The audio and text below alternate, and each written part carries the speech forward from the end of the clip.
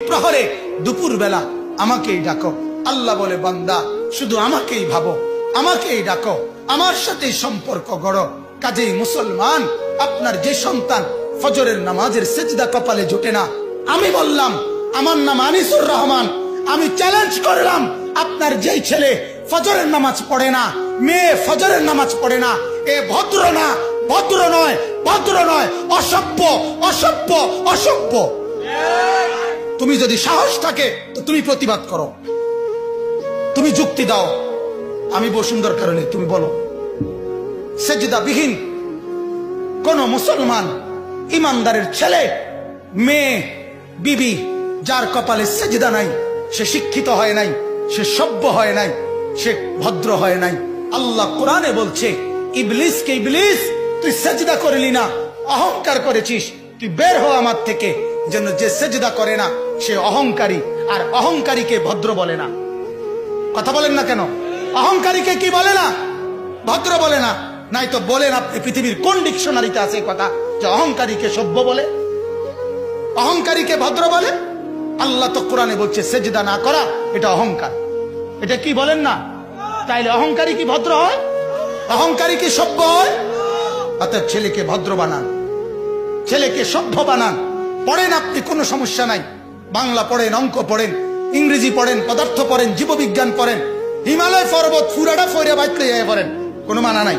Atlantic মহাসাগর পয়রা বাইতে নালান, কোনো আপত্তি নাই। কিন্তু কোরআন বাদ দিলেন কেন? সেজদা বাদ দিলেন কেন? গোলামি বাদ দিলেন কেন? বন্দিগি বাদ দিলেন কেন? আল্লাহকে ছেড়ে দিলেন কেন? আল্লাহর সাথে দুশ্মনী কেন?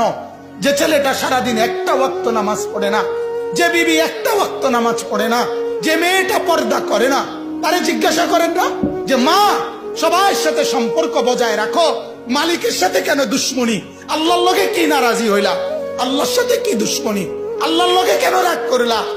কেন রাগ করলা? এই বাপ, তোমরা যারা সেজদা করো না, তোমরা বলো না বাজান, বলো না, এই দরদি ভাই চিৎকার করে বললাম, তুমি যদি বলো তোমার পায়ে ধরতে, আমি পায়ে ধরতে রাজি। তুমি যদি বলো তোমারে জড়িয়ে ধরে কাঁদতে, আমি কাঁদতে রাজি। তুমি বলো কেন আল্লাহর সাথে রাগ করলা? কেন আল্লাহর সাথে রাগ করলা? কেন আল্লাহর সাথে নারাজ হইলা? কেন সেজদা কপালে জুটলো না? কেন মালিকের সাথে সারাদিনের এত কিছুর বিনিময়ে আল্লাহ তাআলা একটা মিস কল দিলে, 2 সেকেন্ডের একটা মিস কল দিলে, বন্ধু তুমি টের পাও তোমার মোবাইলে মিস কল আসছে। এত বড় মসজিদে 6টা মাইকের হরন দিয়া আল্লাহু আকবার বলে তোমারে ডাক দেয়, তোমার একটা বারও কানে লাগে না, বিবেকে লাগে না। তোর মতো সত্য ডাকাত, তোর মতো পাষাণ বেটার কে হইতে পারে? বেটা কথা বলেন না কেন? তুই ডাকাত, কত বড় ডাকাত! হ্যাঁ, এজন্য ইনশাআল্লাহ আল্লাহকে রাজি করব। বলেন ইনশাআল্লাহ। সেজদা করব তো ইনশাআল্লাহ। যুবকরা তোমরা বলো না ইনশাআল্লাহ। নওজোয়ান তোমাদেরকে বলি, আমার আশা ভরসার স্বপ্ন এই নওজোয়ানদেরকে জাগানো। আমি সারা দিন রাত চাই যুবকরা জেগে উঠুক, কারণ আগামীর পৃথিবী, গোটা বিশ্ব 2 ভাগ হবে। এটাই পৃথিবীর পুরা ভবিষ্যৎ।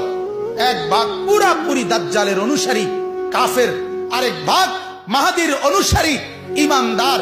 এই 2 ভাগে পৃথিবী অচিরেই বিভক্ত হয়ে যাবে। তুমি যদি মাহাদির পক্ষে থাকতে না পারো, তুমি যদি দাজ্জালের ধোকায় পড়ে যাও, আল্লাহর কসম ঈমান নিয়ে কবরে যাইতে পারবা না। অতএব আমি তোমার ঈমান চাই, আমি যুবকের ঈমান চাই, আমি যুবকের আখিরাত চাই। আল্লাহ তাআলা আমাদের প্রত্যেককে ঈমান আমলের দৌড়